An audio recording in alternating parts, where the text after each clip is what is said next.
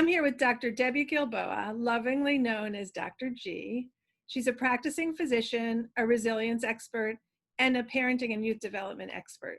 And you are all of those things because I have seen you in action doing all of those things. And today we're going to talk about the complications of re-entry.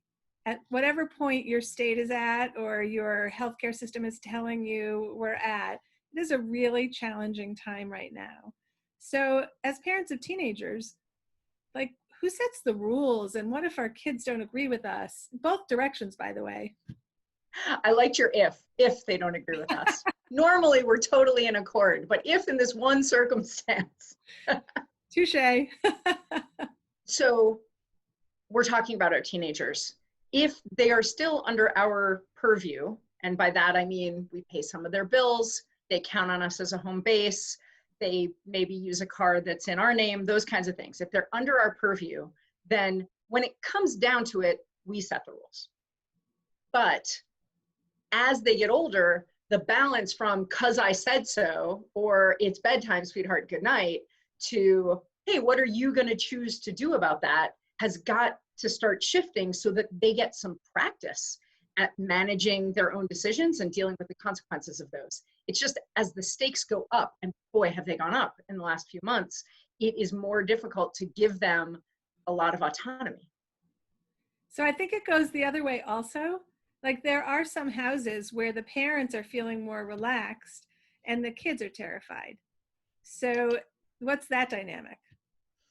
This is an issue of, it's a multifactorial issue, right? It's education, right? How much are you reading about this? What sources are you reading? How are they putting it out there? What's your baseline anxiety like? What experiences have you had in life up till now? For example, people who have more experience with loss are usually a little more vigilant about future loss. So in households where, in the usual scheme of things, adults have experienced more loss or more death in their life or more illness than kids have, so they tend to be a little bit more vigilant. They're more aware of what bad things can really happen. But that's not always true, as you're pointing out. So anytime that you're out of sync, the best thing in a high stakes situation is to, as a family, hopefully a little bit of buy-in from everybody, suggestions from everyone, but you want to err on the side of making the most cautious person a little more comfortable. That doesn't mean becoming a germaphobe to their level necessarily, but compassion and kindness definitely weigh on the side of making sure that everybody can sleep at night. Let's go with the basics that we all should be doing right now. Is there anything that you can tell us that we should all be doing right now? Yes, and everybody should understand my lens. So as a physician, and we're doing testing, and so I'm seeing the testing rates each day. I know how many tests we did and what the numbers are, the positives. And even where I happen to be geographically, our case rate has been pretty low, but the percentage of positives are starting to climb again. So because we know that this is like a forest fire. So if you lived in a state where there are forest fires, you would know that the whole state isn't under fire watch all the time. But different areas are hot spots and different areas are in danger, or different areas are on fire at any given time. And you have to really pay attention to the predictors. Is it dry out? Is it hot out? And what's going on? And the prevention measures. Well, in the same way, it's pretty unlikely, in my medical opinion, that our entire country would lock down on the same schedule, even as much as we did. And we didn't arguably do it exactly on the same schedule, but there were federal guidelines for a little while. That's unlikely to happen again. But there will be local and regional hotspots that flare. And so seeing what's coming, the best medicine we have is all preventive. So we should be really careful about confined spaces, about prolonged contact, and about covering our faces and the faces of the people that we're around, except for the people who live in our home. Okay, so some of that is not happening in places that people are living. Like, for example, eating in restaurants has opened in a lot of places, and in order to eat, your mask is off. So the servers come over and they have a mask, but the people dining don't. Is that a personal decision? Do we let our kids make those decisions for themselves? Should it be a family decision? And keeping in mind that all of this is creating so much tension. It absolutely is. So you have to be clear about your why.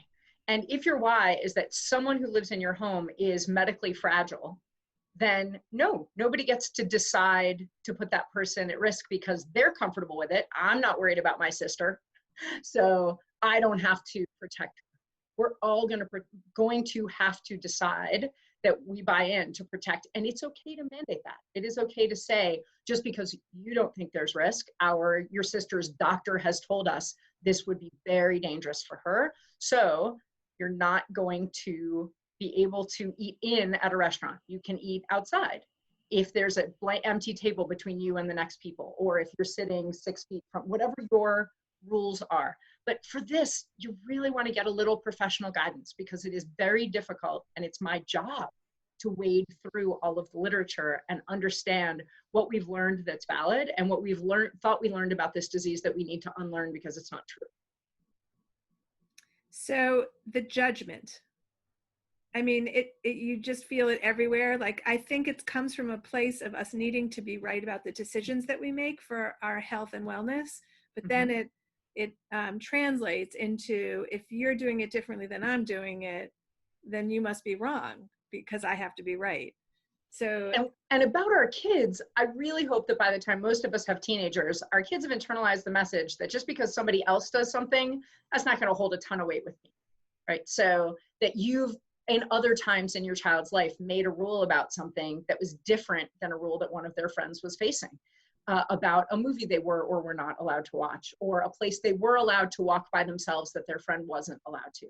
Everybody's family has different rules. So when you make a decision about a rule that makes sense in your family, and here's one place that we really trip up with teenagers. We make a rule for them that we don't hold to. About this, any rule that we say our teenagers need to live with, we need to live with it too. And they will be looking out for our hypocrisy or our double standard. The murmuring of judgment, is it obvious this is going to happen right now because we have no kind of federal or medical one statement for all? That's absolutely true. We are going to see this be different in every region. There's not going to be one obvious path. You can tell that from Europe and China and the rest of the world that we're ahead of us on the path. There's no one place you can point to and say everyone has followed that pattern, because we're all handling it really differently. But it's a really good skill for our kids to learn to make a decision and then stick with it despite potential judgment from others. To know that they made a decision that's the best thing for their family, that they understand why they're doing it, that we can have tons of empathy for their discomfort or their frustration for where we don't match, and then we've come to some sort of compromise. And like you said, that can go in either direction. That, you know, one of my kids might be really frustrated that I'm allowing some of his siblings to go to a protest, for example, wearing masks, but in a place that isn't as socially distant as he'd be more comfortable. And they might be uncomfortable that I'm saying you can only go if you wear a mask the entire time. But we found our compromise. For example, we can absolutely have empathy for everyone's feelings. There's no rules about feelings, but behavior, we have to guide. We have to come to a decision.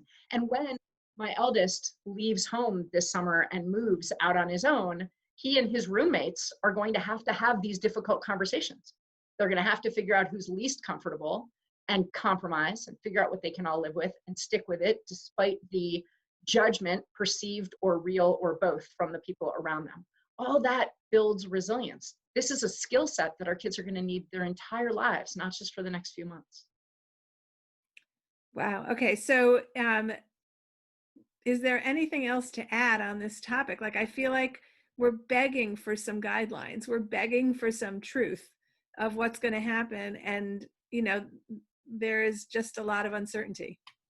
There's a ton of uncertainty, but I will tell you that medically speaking, the longer you can put off getting coronavirus, the better off you will be.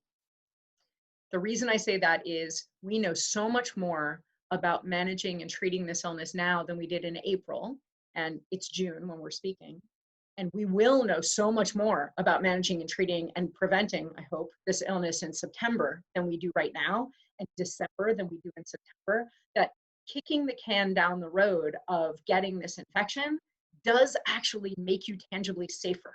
So the things that you can do to protect yourself, for example, if you're pretty convinced that seatbelts save lives, and they do, if your state, because of pressure from one lobby or another, got rid of the seatbelt law, would you say your kids still needed to wear seatbelts? I would.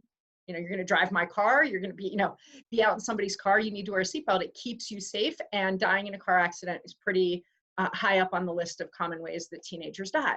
So just because there isn't a law or because there isn't a restriction from your county or your town doesn't necessarily mean you should say, well, then it would be dumb of me to do that.